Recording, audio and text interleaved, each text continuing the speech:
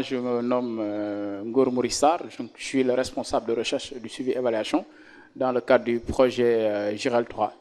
Juste pour rappeler que le projet de gestion intégrée des ressources en eau au niveau de la zone de Niayes a commencé depuis 2017. Donc depuis 2017, on intervenait sur 5 communes au niveau de la zone de Niayes, à savoir les communes de Kayar, de Diender, de Darkhoudoss Mboro et de Morolan.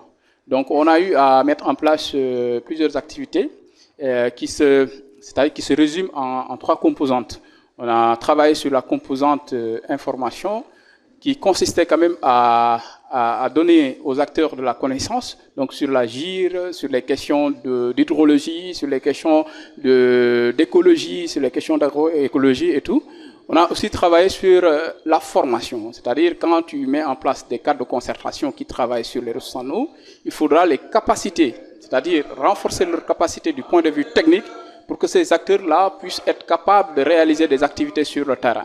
Donc on a eu à faire des formations sur la cartographie, on a fait des formations sur le recensement des ouvrages. On a aussi travaillé sur la question de la gouvernance. Parce que quand tu mets, comme je l'ai dit, une association ou un cadre de concertation, il faudra que cette cadre de concertation-là soit structurée et qu'il y ait quand même des statuts et des règlements intérieurs vraiment bien définis. Donc on a travaillé sur ces 3 composantes et tout ça. Et au finish, comme résultat, donc on a eu à mettre en place des cadres de concertation qui regroupent tous les usagers de l'eau, à savoir les agriculteurs, les éleveurs, les services techniques de l'État, les industriels, le média, les chercheurs, les ONG, etc. Donc on a tous les acteurs qui travaillent autour de l'eau, qui sont intéressés par les questions de l'eau, qui sont vraiment réunis autour de la plateforme locale de l'eau. Mais on ne s'est pas limité sur la mise en place de ce cadre, on a travaillé davantage sur l'outillage de ce cadre, c'est-à-dire de le doter d'un plan de gestion intégrée des ressources en eau qu'on appelle le PLGIR. Donc dans le PLGIR, c'est un document qui part des enjeux du territoire, donc pour trouver des solutions à travers des activités permettant quand même de mieux gérer la ressource en eau.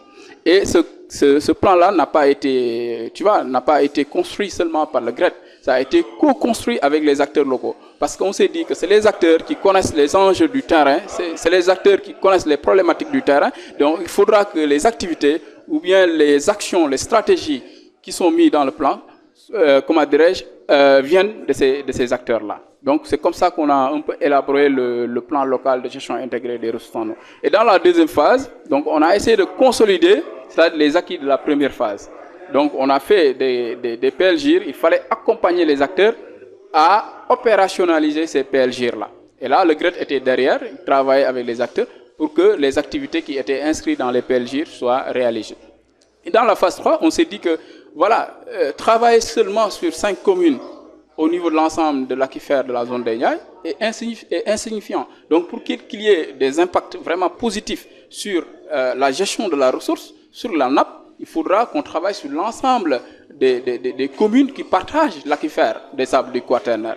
Donc on a réfléchi sur un projet de passage à l'échelle qui va regrouper l'ensemble des communes de la zone des Niayes. Et là, le processus, qu'est-ce qu'on va faire? On va essayer de continuer le processus. On va essayer de répliquer ce qu'on a fait au niveau des 5 communes durant les 2 précédentes phases, au niveau de l'ensemble des communes de la zone des Niayes.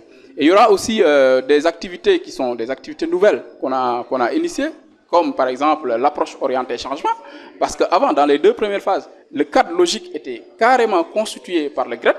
Et là, on s'est dit non, il faudra que les acteurs soient associés dans l'élaboration du document de projet. Tout ce qui est activité, tout ce qui est stratégie qu'on va mettre en place dans le cadre du projet, il faudra que les populations, que les usagers soient impliqués, soient au premier plan dans l'élaboration de ce document-là. Donc ce qu'on a fait, on a essayé d'adopter l'approche orientée changement, où on a essayé de réfléchir sur une vision des Niayes en 2040, et à partir de cette vision-là, on a ressorti les problématiques, on a aussi réfléchi sur les activités qui vont nous permettre d'atteindre les changements, mais aussi d'atteindre la vision.